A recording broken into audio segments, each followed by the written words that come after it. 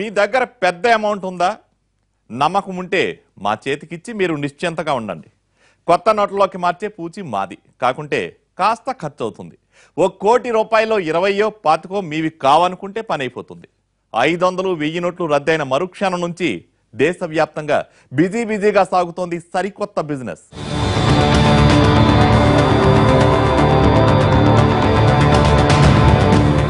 కొంతమంది కష్టపడి కూడబెట్టుకునే డబ్బు, ఇంకొందరు నానా గడ్డి కరిచి వెనకేసుకునే డబ్బు, సంపాదించిందంతా లెక్క చూపలేక కరెన్సీ కట్టలుగా దాచుకున్న సొమ్ము, ఇన్నేళ్లుగా చడీ చప్పుడు లేకుండా చేతులు మార్చుకుంటూ అంతస్తులు పెంచుకుంటూ వస్తున్న సొమ్ము ఇక వృధానని తెలిసిన క్షణం నుంచి ఎంతో మందికి ప్రశాంతంగా నిద్రపట్టడం లేదు.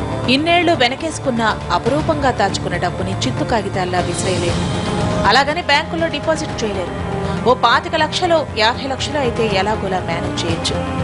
10 కోట్ల సంపదని కరెన్సీ కట్టల రూపంలో దాచుకున్న వారు అది చేజారిపోకుండా చూసుకునేందుకు నానా తంటాలు పడుతున్నారు. ఏ సోర్సు వదలకుండా 5 రోజులుగా అదే పనిలో తలమునకలయ్యారు.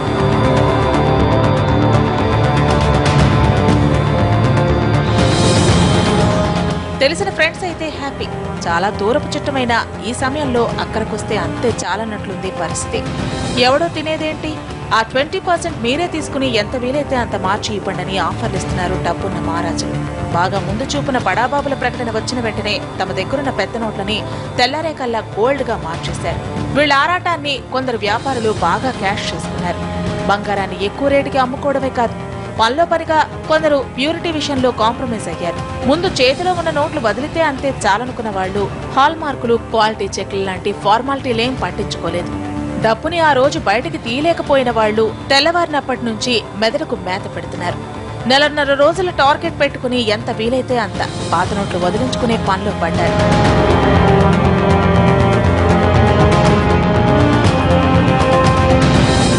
ఒక్కో ఖాతాలో 2.5 లక్షల దాకా డిపాజిట్ చేసుకున్న ఇబ్బంది ఏం లేదని కేంద్రం ప్రకటించడంతో 40 మందిని పట్టుకున్న ₹1 కోటి సొమ్ము వైట్ అయిపోతుందనేది డబ్బున్న బాబుల మాస్టర్ ప్లాన్ గా ఉంది. ఉత్తపుణ్యానికి ఎవరూ రిస్క్ చేయరు కాబట్టి 20 నుంచి 20% దాకా కమిషన్ ఆశ చూపిస్తున్నారు. ముందు తమకు పరిచయస్తుల్ని, బంధుమిత్రుల్ని పట్టుకుంటే వారి ద్వారా ఇంకొందరికి ఆశ చూపి చివరి రోజు దాకా చూసుకుంటే పాత పెద్ద నోట్లు వదిలించుకోవడం పెద్ద పని కాదనుకుంటున్నారు కొందరు.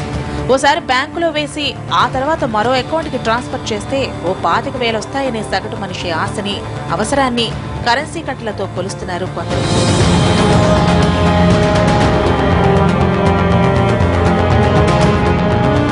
కొన్ని ప్రభుత్వ విభాగాల్లో జీతం కంటే గీతం ఎక్కువనే విషయం ఓపెన్ సీక్రెట్. సాయంత్రానికి జేబుల నిండా పెద్ద నోట్లు కూకుని ఇంటికెళ్లి బీరువాలో పడేస్తుంటే నెలయ్యేసరికి అవే పెద్ద ఎత్తున పోగవుతుంటాయి. అలాంటి సొమ్ము ఏళ్ల తరబడి దాచిన కొందరు అధికారులు సెటిల్మెంట్లు, పర్సంటేజీలతో లెక్కలేసుకునేంత తీరిక కూడా లేకుండా సంపాదించిన రాజకీయ నాయకులు, ఆదాయం ఎంతో ఓ పట్టాన లెక్క తేలని ఎక్స్పోర్ట్స్, ఇంపోర్ట్స్ బిజినెస్ మెన్లు, కుడి చేత్తో చేసేది ఎడమ చేతికి కూడా తెలియనంత సీక్రెట్ గా లావాదేవీలు నడిపే ఫైనాన్షియర్లు, చిత్తు కాగితం ముక్కతోనే కోట్లాది రూపాయల చేతులు మార్చే హవాలా వ్యాపారులు, స్థిరాస్తి వ్యాపారులు, 2 చేతులా ఆర్జించే వృత్తి నిపుణులు, ఇలా చెప్పుకుంటూ పోతే ఎన్నో వేల మంది దగ్గర భారీగా నల్లధనం నిల్వలున్నాయి. పాత నోట్లే చలామణి అవుతుంటే ఆ డబ్బుని అటు ఇటు ఇన్వెస్ట్ చేస్తూ మరింత పొదిగే అవకాశం ఉండేది. కానీ ఒక్కసారిగా పెద్ద నోట్ల రద్దుతో వీటిని ఏం చెయ్యాలో, ఎలా మార్చుకోవాలోనని మొదట ఆందోళన పడ్డా ఎలాగైనా మార్చగలవన్న నమ్మకం వచ్చేసింది కొందరికి.